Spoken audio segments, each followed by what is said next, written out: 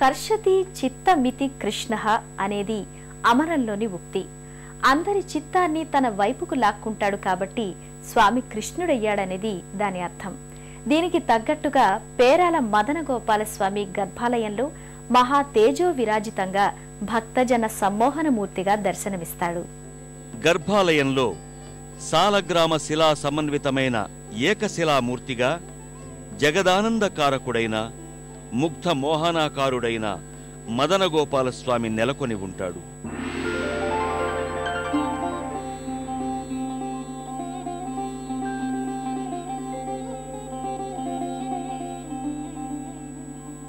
యతస్థ పాదార విందుడై చతుర్బాహువులతో మురళీగాన పరవశమూర్తిగా దర్శనమిస్తాడు.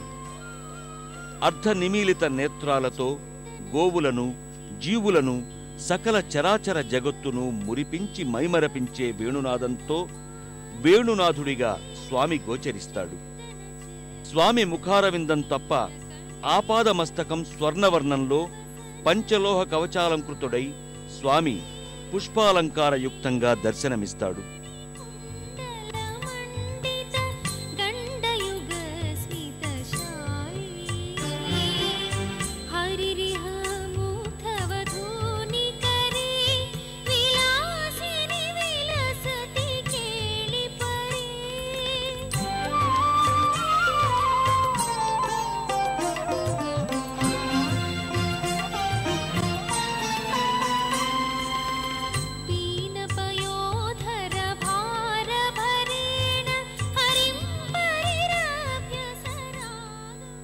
చతుర్భుజుడైన స్వామి దిగువ హస్తాలలో మురళి, ఎగువ హస్తాలలో సుదర్శన చక్రం, శంఖాలని ధరించి ఉన్నాడు.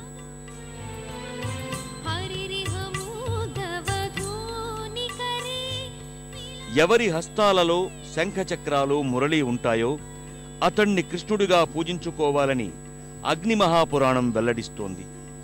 ఆ పురాణ ప్రసక్తికి తగినట్లుగా స్వామి విగ్రహం ఇక్కడ భాసిల్లుతోంది. ఓం నమో భగవతే వాసుదేవాయ అనే దివ్యమైన ద్వాదశాక్షరి మంత్రనాదాలతో ఈ ఆలయం నిత్యం ప్రతిధ్వనిస్తూ ఉంటుంది.